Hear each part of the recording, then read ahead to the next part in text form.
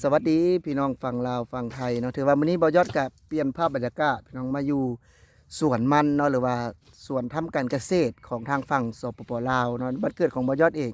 บ่ยอดได้เห็นวิธีการทำการเกษตรก็เลยอยากถ่ายให้พี่น้องได้เบิ่งเนาะว่าการเกษตรหรือว่าเกษตรกรในลาวเพิ่นเฮ็ดแบบใดเนาะคือทางฝั่งไทยบ่หรือว่า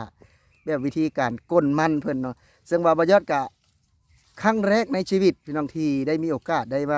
มาเห็นเนาะว่าเพิ่นเฮ็ดแบบนี้เนาะเพราะว่าเฮาเห็นแต่เพิ่นใช้รถก้นเนาะอยู่ทางฝั่งไทยนะแบบว่าอันนี้ใช้แฮงคนแล้วก็อยากให้พี่น้องได้เบิ่งว่าแบบนี้บ่หรือว่าแบบนี้คนไทยยังเคยเห็นอยู่บ่อะไรแบบอยู่ทางฝั่งไทยนะเพิ่นใช้บ่หรือว่าบ่ได้มีเนาะอันนี้บ่ยอดจะถ่ายภาพบรรยากาศแบบว่าสวนมันที่อยู่ในบ้านบ่ยอดเองเนาะสวนมันสำปะหลังถ้าหากบ้านบ่ยอดก็คือมันต้นแหละพี่น้องเป็นมันต้นเนาะเดี๋ยวบ่ยอดจะถ่ายภาพบรรยากาศของพ่อใหญ่นี่ให้เบิ่งเนาะสวัสดีครับสวัสดีสบายดีสบายดีอันนี้ทางพ่อใหญ่เจ้าของสวนมันเพื่อนนี่วิธีการก้นมันพี่น้องนี่วิธีการก้นมันของทางฝั่งสปปลาวเนาะประมาณนี้พี่น้องคือจะเอาไอ้เล็กงัดนี่เนาะงัดขึ้นมาคือนี่คือใส่แบบวิธีภูมิชาวบ้านเนาะแบบวิธีดั้งเดิมของทางสปปลาวเพิ่นเพราะว่าบ้านเฮาก็หากระปลูก2-3 ปีนี่เนาะปลูกมันนี่แม่นบ่แม่นเลยเออนี่คือวิธีการทำการเกษตรทางลาวพี่น้องคือการก้นมันเนาะนี่คือสวนมันพี่น้องนี่คือสวนมันเนาะสวนมันทางสปปลาวนะนี่คือวิธีทำกันแบบว่าก้นมันอันนี้มันก็ล้มแน่พี่น้องเพราะว่าอาจจะมีงัวควายน้องแบบว่ามากินใบมันเป็นทีเนาะนี่คือสภาพพี่น้องสภาพสวนมันเพิ่นเนาะนี่พี่น้องคือเพิ่นก็จะงัดขึ้นแบบนี้พี่น้องงัดขึ้นแบบนี้เนาะก็จะมีหัวใหญ่หัวน้อยเนาะ มีหัวใหญ่หัวน้อยแต่ขายได้เบิดเพิ่นว่าเพิ่นขายได้เบิดคือก็จะรวมๆกันแต่ว่าปีนี้คนแบบว่าบ่ค่อยนิยมปานใดเนาะเพราะว่ามันบ่ค่อยเป็นราคาเนาะมันบ่ค่อยเป็นราคานี่คือวิธีการกดมันพี่น้องนี่แหละพี่น้องคือทำการเกษตรแบบบ้านบ่ยอดนะนี่คือมันสำปะหลังนะพี่น้องเนาะนี่คือวิธีการกดมันสำปะหลังมันต้นละบ้านบ่ยอดก็ได้นี่พี่น้อง เบิ่งเนาะอันนี้คือสดเลยพี่น้องนี่เนาะก็จะมีหัวใหญ่หัวน้อยเนาะแบบว่าอาจจะเพราะว่ามันบ่ได้มีน้ำฮดเนาะคือบ่ได้คือเราเห็นอยู่ทางไทยเนาะคือบ่ยอดไปเห็นเพิ่นก็จะมีไอ้ก๊อกน้ำก๊อกหยังมันก็เลยเฮ็ดให้อาจจะอุดมสมบูรณ์กว่านี้นะแต่ว่าอันนี้ก็คือธรรมชาติเนาะคือเขาปลูกแบบว่าธรรมชาติเนาะแบบว่าบ่ได้ใช้น้ำบ่ได้นั่นเลยพี่น้องปลูกแบบว่าก็ตามฤดูตามนั่นไปนะนี่คือวิธีการก้นเนาะวิธีการก้นของเพิ่นก็จะประมาณนี้เนาะพี่น้องเนาะนี่แหละเฮ็ดให้เห็นว่าการทำแบบภูมิปัญญาชาวบ้านเนาะแล้วก็จะไปอันนั้นเนาะแบบซอยเนาะของห้องเนาะซอยแล้วเขาก็จะไปขายเป็นกระสอบเทื่อละประมาณ3 ล้าน4 ล้าน2 ล้าน1ก็แล้วแต่เนาะก็แล้วแต่ผู้ใดส่วนหลายแล้วแต่ผู้ใดแห้งผู้ใดก้นได้หลายเนาะประมาณนี้พี่น้องนี่คือการทำการเกษตรหรือว่าการปลูกมันต้นแบบนี้แหละพี่น้องปลูกแล้วก็ก้นแบบนี้เนาะบ่ได้ใช้รถได้พี่น้องเด้กันเอารถมาอันนั้นก้นมันก็บ่คุ้มพี่น้องมันก็บ่คุ้มเนาะก็เลยเฮ็ดเอง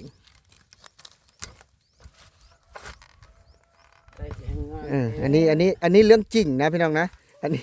นี้เรื่องจริงบ่แม่นคอนเทนต์โอ้ยบ่ยอดว่าเอาพ่อใหญ่นี่มาเฮ็ดคอนเทนต์บ่แม่นนะพี่น้องอันนี้บ่แม่นคอนเทนต์อันนี้คือวิธีภูมิปัญญาชาวบ้านจริงๆนะอันนี้มาถ่ายอยู่ในสวนบ่ได้นัดเพิ่นได้พี่น้องบ่ยอดก็จอบมาบ่ยอดก็เลยมาถ่ายให้เบิ่งเนาะอันนี้บ่ได้แม่นคอนเทนต์เลยเนาะอันนี้ก็นี่ก็ภรรยาของเพิ่นเนาะสบายดียายสบายดีนี่นี่ก็ภรรยาของเพิ่นนะพี่น้องอันนี้บ่ได้แม่นคอนเทนต์เด้อพ่อจอดว่าโอ้ยเอาพ่อใหญ่มาลำบากไว้คอนเทนต์บ่แม่นอันนี้เราก็หากินด้วยฝีมือของเราด้วยภูมิปัญญาของเราเนาะอันนี้ก็ได้เป็นส่วนมันพี่น้องประมาณนี้คือแบบว่าจะบ่ได้มีก๊อกน้ำบ่ได้มีสายแบบว่าส่งน้ำมาเนาะพี่น้องแล้วก็จะเป็นประมาณนี้เลยพี่น้องประมาณนี้แบบว่าตามธรรมชาติเนาะแบบว่าปลูกแล้วก็ปะไว้เนาะปลูกแล้วก็ปะไว้แล้วก็มีแต่ช่วงที่เฮาเก็บเกี่ยวหรือว่าเก็บเกี่ยวผลผลิตเฮาก็จะมาเก็บอยู่น้ำมงนี่เลยเนาะอันนี้คือภูมิปัญญาที่เฮาได้เห็นเนาะคือบ่ยอดก็ถามว่าบ่ยอดเห็นบ่อยบ่นี่บ่ยอดก็บ่ได้ค่อยเห็นพี่น้องเพราะว่ามันหากระปลูกเนาะคือแบบว่าบ้านบ่ยอดก็บ่ได้ค่อยนิยมที่จะปลูกมันกันมาก่อนนะปลูกมันสำปะหลังนะพี่น้องเนาะอันนี้ก็คือภาพพี่น้องภาพเนาะ นี่คือภาพบรรยากาศที่แบบว่าเฮาเห็นอยู่คืออยู่ทางฝั่งไทยเนาะมันก็สะดวกสบายกันแน่นอนพี่น้องมันสะดวกสบายกว่าเนาะเพราะว่าคือเพิ่นมีน้ำปั๊บแบบว่ามีน้ำบางคนก็มีน้ำคลองมีน้ำประปามีหยังก็ใช้สะดวกเนาะพี่น้องเนาะนี่คือภาพบรรยากาศเนาะภาพบรรยากาศอยู่ในอันนี้ก็อยู่ในหลังบ้านของบ่ยอดนะแต่แบบเป็นพื้นที่ของเพิ่นบ่ยอดว่าเห็นก็เลยขออนุญาตมาถ่ายว่าซั่นซะขออนุญาตมาถ่ายแบบว่ามารีวิวให้พี่น้องได้เบิ่งว่านี่คือการปลูกมันหรือว่าทำการเกษตรทางฝั่งสปปลาวประมาณนี้พี่น้องเนาะแบบว่าแบบว่าเฮายังใช้วิธีแบบดั้งเดิมว่าซั่นซะคือถ้าหากจะเอารถมามีบ่รถก็น่าจะมีนะพี่น้องแต่มันก็คงจะบ่คุ้มเนาะเพราะว่ามันก็บ่ได้แพงเนาะบ่ได้ราคาแพงขนาดนั้นหั้นนะเพราะว่าสวนมันก็บ่ได้ใหญ่พี่น้องสวนก็บ่ได้ใหญ่เนาะประมาณนี้พี่น้อง ทำไรสองไรนี่ แบบว่ามันเพราะว่าพื้นที่เนาะคืออยู่ทางฝั่งลาวมันก็บ่ได้เป็นว่าจะได้พูดได้หลายไร่ได้พี่น้องเด้บางคนก็มีไร่2 ไร่ 3 ไร่ 4 ไร่กับก็ว่าไปพี่น้องแต่ว่าก็อยากเฮ็ดเนาะก็ดีกว่าที่ปล่อยพื้นที่มันว่างๆเนาะอันนี้ก็ทำแบบว่าประมาณนี้พี่น้องแล้วก็จะเอาไปซอยเนาะหรือว่าไปใส่เครื่องซอยหั่นแล้วก็จะนำใส่กระสอบเนาะตากแห้งแล้วก็ใส่กระสอบก็ไปขายพี่น้อง บางคนก็อาจจะได้3 ล้าน 4 ล้านโอ้หลายคนคือว่าได้หลายได้เงินเป็นล้านเพราะว่าเนาะพี่น้องคนไทยเนาะล้านกีบนะพี่น้องนะบ่แม่นล้านบาทนะล้านกีบเนาะล้านกีบก็อยู่ที่ประมาณ1,000 กว่าบาทเนาะถ้าหากว่า4 ล้านก็อยู่เราจะคิดว่าน่าจะประมาณ4,000 5,000เนาะประมาณนี้นะนี่คือภาพบรรยากาศพี่น้องภาพบรรยากาศที่อยู่ในสวนจริงๆนะพี่น้องนะตัวบ่จะเฮ็ดคอนเทนต์แหละว่ะคอนเทนต์เนาะ มีผู้สาวอีกได้เป็นน้องได้มีผู้สาวน้อยนะสาวน้อยนี่หลานเพิ่นเนาะนี่คือภาพบรรยากาศนะพี่น้องเนาะภาพบรรยากาศที่เป็นบรรยากาศเก่าๆเนาะแบบว่าอยากให้พี่น้องได้เบิ่งว่าบ่ยอดมาบ้านนี่บ่ยอดถ่ายให้เบิ่งจริงๆเนาะถ่ายให้เบิ่งจริงๆเนาะนี่คือสิ่งที่อยากนำเสนอพี่น้องสิ่งที่อยากนำเสนอเนาะนี่แหละพี่น้องนี่เนาะ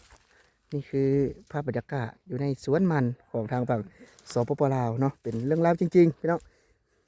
บริเวณคอนเทนต์บริเวณจัดฉากเนาะแต่ว่าอยากถ่ายพี่ให้น้องได้เบิ่งโอ้นี่คือเนาะการทำการเกษตรพี่น้องถือว่าถามว่าลำบากบ่ก็ลำบากพี่น้องลำบากเพราะว่ามันยังเข้าห้องไว้ความสะดวกสบายก็อาจจะยังบ่เข้าถึงเนาะพี่น้องเนาะ